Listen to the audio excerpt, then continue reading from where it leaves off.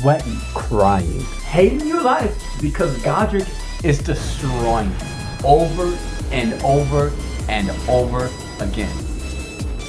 But don't worry, you've come to the right place, because what I'm going to do for you guys today is help you become undefeatable. If you have not seen my series yet, my boss breakdown series, I break down all things about the bosses, the lore, when it comes to combat, the best tips and skills when it comes to fighting them. You've come to the right place, and I want you to like this video if this video helps you out at all. Share it with all your Elden Ring friends even, and also subscribe if you're not currently subscribed. And ring that notification bell so that way you get all the content around here that helps you guys out. Without further ado, thank you guys for being here. Let's get right into the breakdown.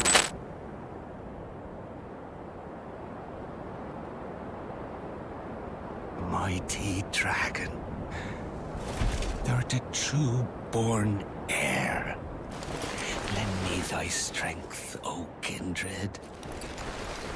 Deliver me unto greater heights. Well.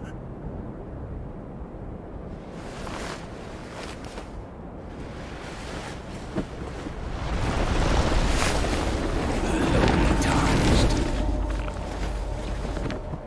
Plain as a lord. I command thee, kneel!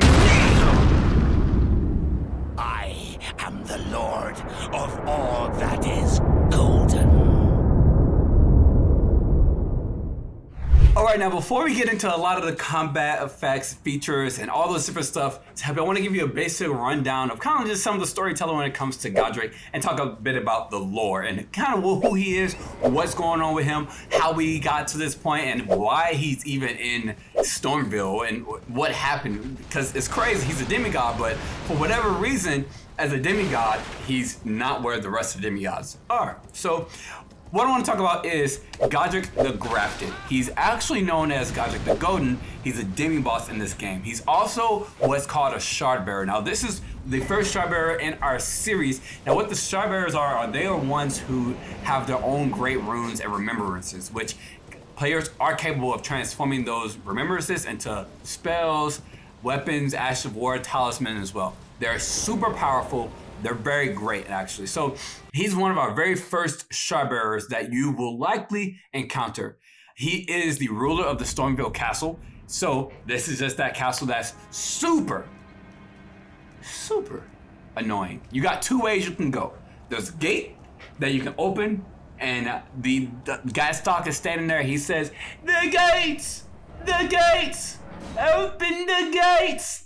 The gate route is like a route that nobody ever wants to take because there's so many freaking, oh my God, the people with the slings and whatever it is, they shoot them at you like crazy, and it's so aggravating and annoying. And you're just spam rolling, hoping that you don't die. But then they also, after they initially hit like the ground, they still blow up. And there's like 4 of them, and it's aggravating. So you can either go down that route, or you can take the other route, which is much less stress-inducing at first, but it's such a long route. I mean, it's so long, especially for those of you who are new. So that's Stormville Castle for you.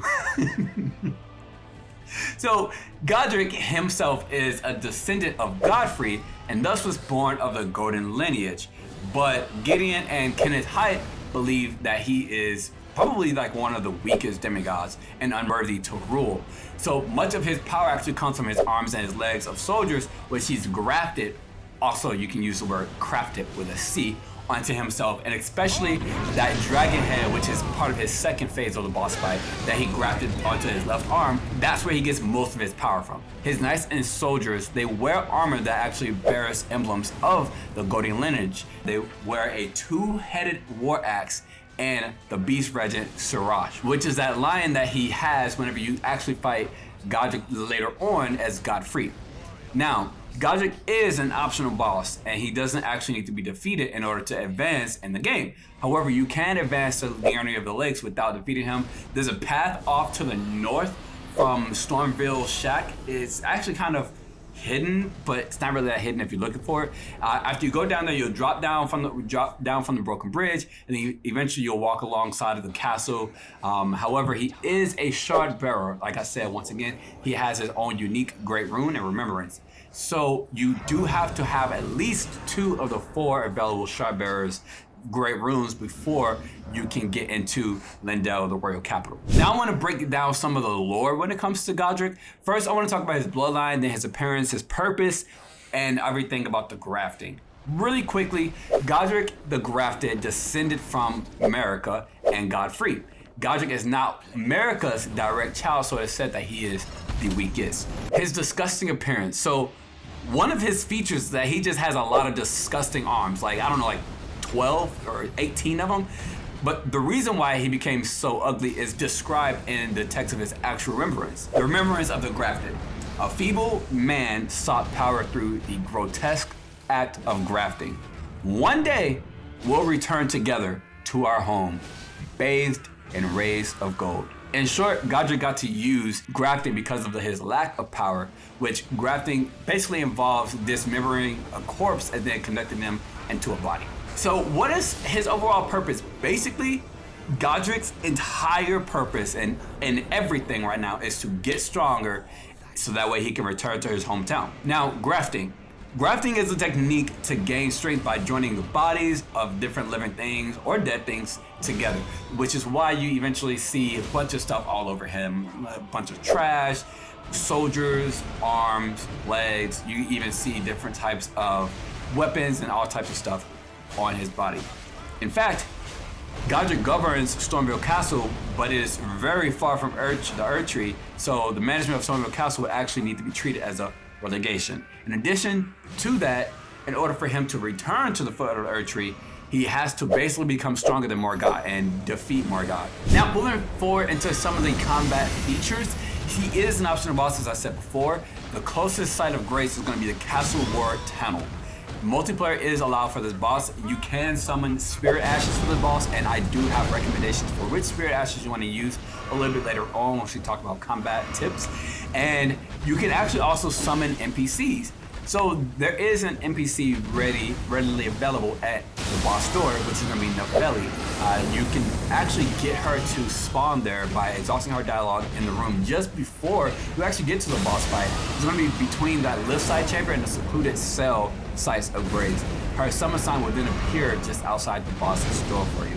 You don't really have to complete an entire quest in order to get her there. She'll already be there once you get there. You'll see her pretty much praying and crying over a dead body.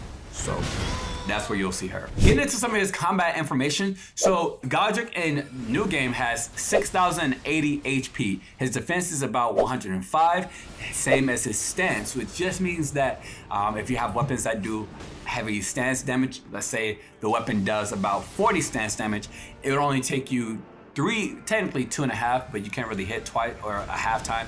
It'll take you 3 total hits for about 120 stance damage in order to completely break his stance and then be able to go ahead and do a critical hit. Is he parable? No. He does have increased defense during his phase transition, meaning that while he's in the middle of his transition, there is not a cutscene specifically, but it is a boss action that he will do. He does have increased defense during that time. So I just want you to be aware about that. Also, later on, after the transition is done, it's back to regular defense. His Stormcaller attack deflects throwable items like arrows and pots. I'll explain more on what his Stormcaller attack is and what it looks like, and explaining why it actually deflects those items. The different damage that he does is just standard regular damage and fire damage in his second phase. He does then drop 20,000 runes at New Game, and then also you get that Great Rune and the Remembrance of the Grafted. Now, looking at his negations or absorptions, if this is your first time watching the video of the series, I do explain briefly that the negations or absorptions are essentially like what the enemy is strong or weak to. So when it comes to his negations and his absorptions, if the negation is 60, 40% of that damage by that type will go through and the other 60 will be negated. Meaning that also the negative is the same. So if he has a negation of minus 100, that means that he's going to take 2 times the damage.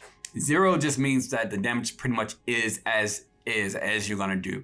So his standard, slash, strike, and pierce, like most of that physical damage, is all 0. So all of your regular damage will go through. However, when it comes to the effects, magic, fire, and lightning is 20, meaning that 20% of your damage from magic, fire, and lightning will be negated. And because he is a shard bearer, his holy negation is 40, which is that's about average for most shard bearers as well. So I would likely say you might want to fight him mostly with physical damage. To continue, his resistances are just about as normal. So as you continue to proc different things like poison, scarlet rot, bleed, frost, or things like that, as you do more, as you proc it more and more and more, it becomes easier to proc, if that makes sense. He is immune to madness, so likely you probably won't have madness once you made it to this point in the game anyway. However, if you are using a modded game or something like that and you have, madness items, then just want you to know that he is immune to madness. So here's why I want to talk about some of the strategies in order to defeat him. So this way you guys can become Godrick, defeating gods.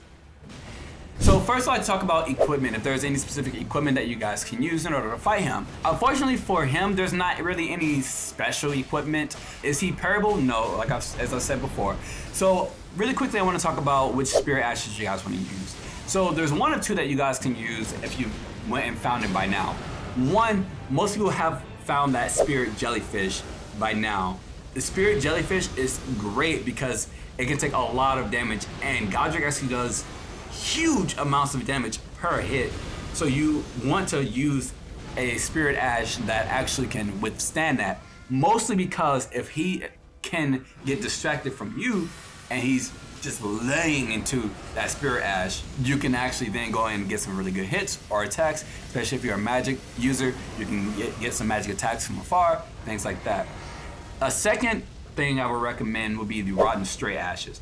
The rotten stray is like the dog basically that has scarlet rot in him. So fortunately enough, even though the dog is weaker and will get hit a lot before the dog gets taken out by Godrick, he will likely go ahead and proc scarlet rot on Godrick, meaning that his health will just get deteriorated against throughout the game, throughout the match. So it's very helpful if you do go ahead and find that rotten stray. Moving forward with the strategies, this is why I want to talk about some of his attacks and what I consider counters. Before we get into that, I want to quickly talk about some of my tactics that I use, and I'll give one of my tactics with each attack. I'm not going to go through every attack that he has, so before I do that, I want to go ahead and say that some of my tactics include a roll, which is essentially just rolling over an attack, under attack, past him or something like that.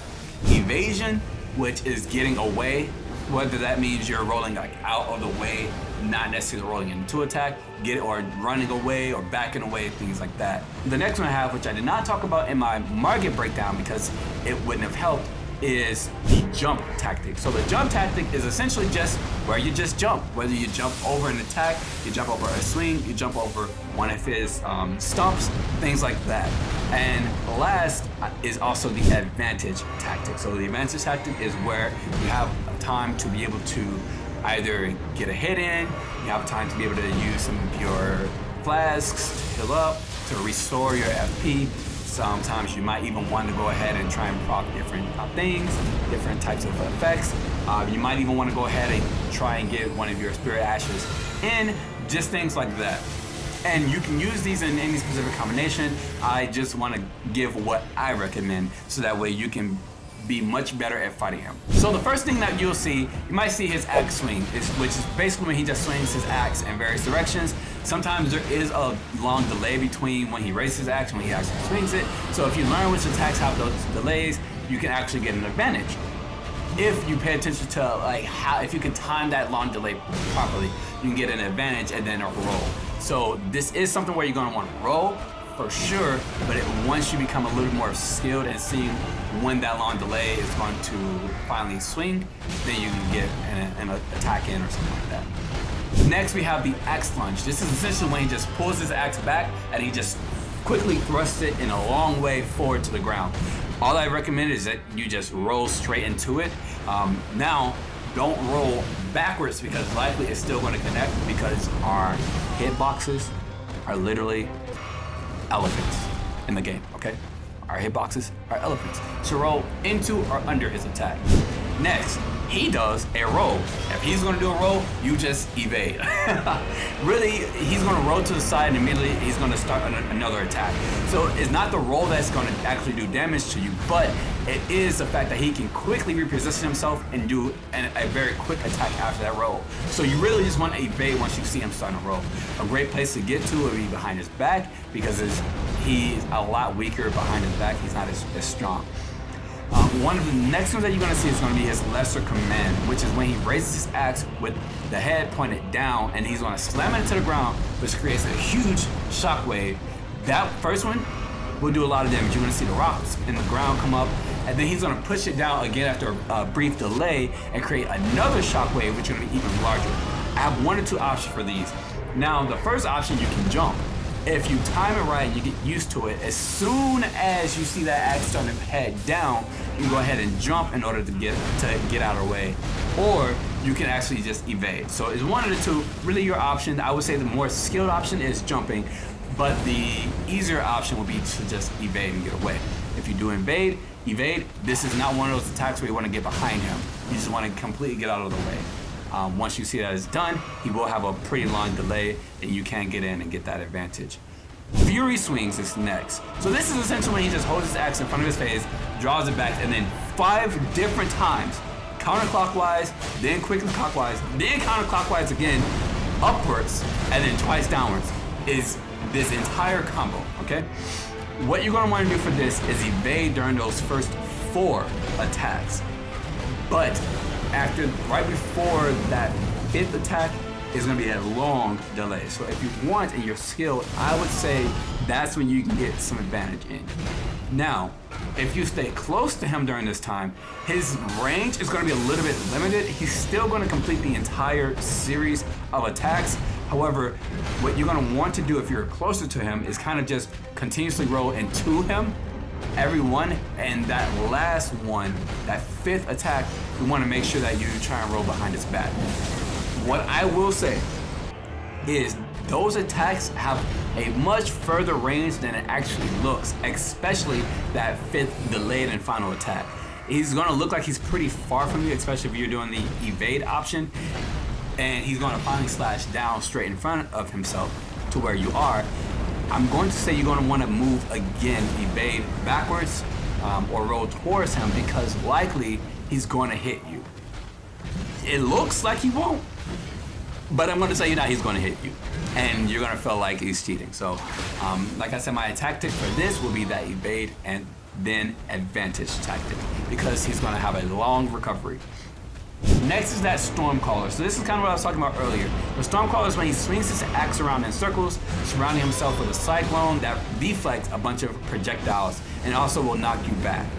It's going to break your stance. So if you're in it, it's very difficult to roll. While you're in it, to get out of it, it's very difficult to just evade. It's very difficult to do a lot of things. So when you see him bring his axe up to surround himself in circles, your best bet is to roll away, roll out of it. You don't want to roll into it.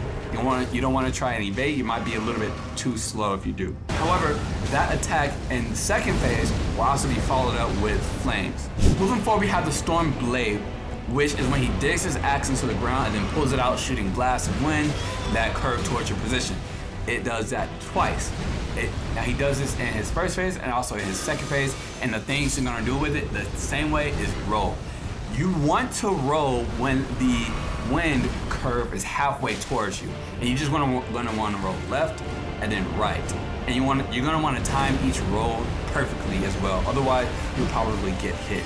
Once you practice it a good bit of time, which he does do that attack often, if you're at a distance, you'll get more and more used to it. Now, his transition into the second phase is where he does an attack actually.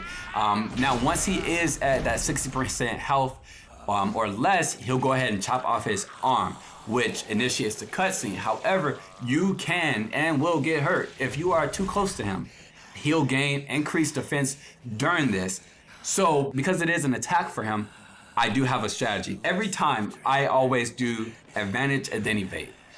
Sometimes I suck at evading quick enough, but this is a great time to be able to get a few hits off, or to go ahead and summon your Spirit Ash for the second phase, so that way he can be more focused on something else while you get some good hits on him. You just want to take that advantage route and then evade. And you're gonna want to evade pretty quickly. Like I said, he also has increased defense, so you're not going to be doing as much damage as you normally would whenever you're regularly hitting him. So just be aware of that. This is also a great time to try and proc some bleed damage, some hemorrhage as well, just because even though it's not doing as much damage, it's still going, the hemorrhage is still going to do just as much hemorrhage damage to him. So you might be able to get a really good proc of blood immediately during this time. Next, we're going to talk about his Sweeping Flame, which is in his second phase, which is essentially when his dragon arm breathes a long stream of fire, which sweeps the entire area in front of him. He'll always use that attack at very first in the beginning of phase 2. I also want to note that if you were locking onto him, because of the cutscene, you're going to automatically unlock for him. And you also get replaced back at the beginning of the boss area. So if you were close to him before, if you had really good leverage on location before, if you're using the area to your advantage, this will reset all of that. And you're gonna have to immediately run up. As soon as the cutscene is done, you're gonna have to quickly sprint up to him. And in order to get past this is when I kind of talk about advantage, because this is a great advantage time for you to use the big wind up time, okay? So this is when you're gonna wanna just sprint straight into him, and as his dragon arm is swinging towards the left, you're gonna wanna actually stay close to the dragon arm and roll underneath the red dragon arm. You can even probably jump over it, but your biggest thing you wanna do here is get some good hits while he is kind of stuck in that whole Sweeping Flame animation. While you're getting those good hits on him, don't stand in front of him, because one, you'll likely not connect, because, you know, we have the hitbox of an elephant.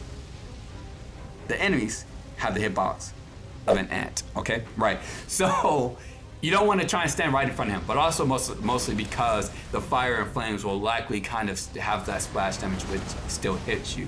So you're gonna want to get on the side or behind him in order to get that advantage attack in. Moving forward, the last one I want to talk about is his grab. So grab, super annoying because it really comes out of nowhere, especially if you forgot that he has that attack. The grab is actually annoying. His dragon head is going to open his mouth and then lunge at you after a brief delay if the game decides it wants to connect. He'll grab you and then he'll slam you into the ground while breathing fire. He like straight up breathes fire into you. What you want to do is roll forward or roll to the left when you hear the dragon roar, or when you see his head opening its mouth. That makes sense. Roll forward or to the left. And don't do it to the right, because that's the way he's coming from. Roll forward to the left, roll forward or forward to the left. So here's what I want to talk about, some of my personal experiences and some tips and issues that I've had fighting him. First, the issues. One of my biggest issues, and I'm sure a lot of you guys out there probably also have experienced this as well. You don't roll close enough to the dragon head, which is where the flame is the thinnest.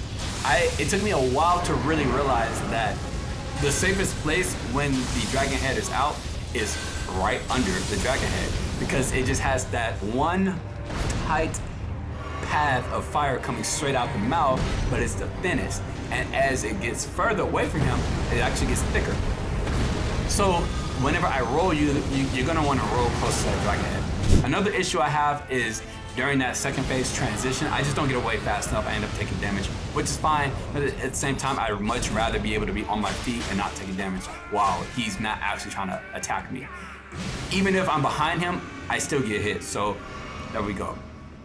Now overall, I do like to talk about jumping, because jumping is a great feature in the game in order to do something other than dodge, roll, evade, or whatever. So in the fight with Godrick, you're actually going to be better off jumping a lot of times, especially once you get skilled and understand a lot of his attacks. Especially later on when he becomes Godfrey the Golden, when he is the Evergel boss, and once eventually he is Godfrey or Relu, a lot of his attacks are going to be perfect for jumping. So this is a great time to practice your jumping. Try building or proccing bleed damage during that transition. I know I talked about it before, but if you are using like one of those different status effects, that's a perfect time to go ahead and get some of those proc, especially bleed damage, and I would also say Scarlet Rock. Next, I would say distance is fine, but just be aware of his movement, specifically on Furious Swings, because like I said, he actually has a lot longer range than it looks. Also, because of that, be mindful of those combos and don't move in to get an attack or an advantage unless you see an opening. Even if you are trying to just, get a flash in or something like that, make sure you see an opening first before you do that, because like I said, those swings are a lot longer than they look. With that being said, use that area. Get behind rocks and trees. That area is actually really great. Now you don't want to get trapped and cornered behind trees and the corner of the building by him, but use the environment to your advantage. He is also weaker to physical damage than he is elemental damage. That's why I spoke about the slash damage, pierce, those things. However, if you are using magic that does physical damage, like Rock Sling, you're going to be golden. Rock Sling is great. Also, if you have more of a faith build, you can use that Bestial Sling. Things like those, where you're using actual physical damage and elemental damage, is going to be perfect for you. You're going to want to also stay outside of his range of weaponry as much as possible. He has really good range. It does not look like he has great range with those. Speaking of great range, his axe lunge, his jumping slam, and that fifth attack in a few swings have really long recovery. So if you stay out of that range of weaponry during that time, right while he's recovering, that's going to be that perfect time to get some advantage in, whether that's, like I said, attacking, spawning in your spirit ashes, taking time to drink your flask, change up equipment, weapons, things like that. I also want to talk about how all of his fire breathing attacks, the fire breathing attacks, breathing ones, not the ones that you just fire damage added to like a storm caller or things like that. The actual fire breathing attacks, you can take those time to get advantages on. Just roll underneath the head and get off to his side or his back, because he's going to be stuck in that animation unless you break his stance. If you break his stance, go forward and get really good critical hits on him. Breaking his stance is actually fairly easy because his stance defense is pretty low. Now, if you decide to stay close, it's going to limit his range of attacks, like I said before. It's going to limit, one, his actual physical range, but also two, it's going to limit how many of these attacks that I just listed off he actually does. So if you're using like those physical weapons, just beware that he's going to be using a lot of those. Unlike the fight with Margit, where Margit will, jump out of the way, Godrick is going to want to try and use some of that close combat that he has. Magic users, you can distract him with those spirit summons, like I said, and then attack him from a distance. You can also, if you're gonna stay close to him using magic or anything like that, circle and strafe is a great tactic that I'll likely add, but there's not many times now where circle and strafe is a great option. But for magic users in this fight, circle and strafe and keep moving is gonna be great for you.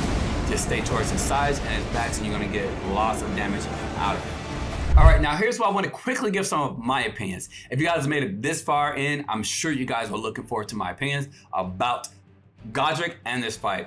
You know what's crazy to me is that Godrick, I found that he is much easier to fight than Margit.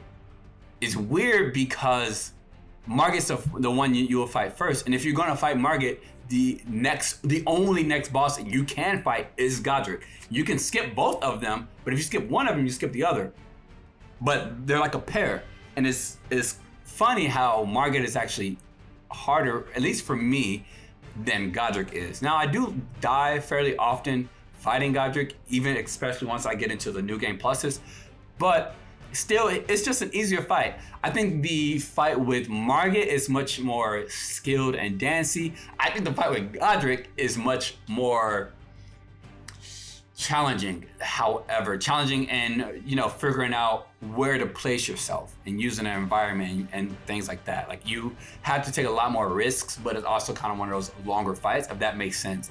So using some of these tips, I really hope that you guys will understand just how to become a Godrick demigod defeating God. And with that being said, guys, here's what I want to hear from you guys. Have you guys fought him yet? Have you guys found him? I'm sure you guys have. It's been over a year since the game's been out. But more importantly, I want to know what kind of issues you guys are having fighting him, and if you're also experienced in fighting Godrick, what are some of your best tactics, best builds, favorite ways to defeat him? If you guys have any kind of weird builds that you like to use against him, I love to hear all of that stuff in the comment section down below. If you got any kind of help, that's what I'm looking for. If you got any kind of help out of this boss breakdown guide, I would love for you guys to go ahead and like this video and also subscribe. Check out the one where I actually talked about Margit and how to defeat Margit here, but also be sure to look out for the next one as well. And if you have an idea for who you want me to review next, let me know in the comment section down below. Have a beautiful goddamn day and check out this video here.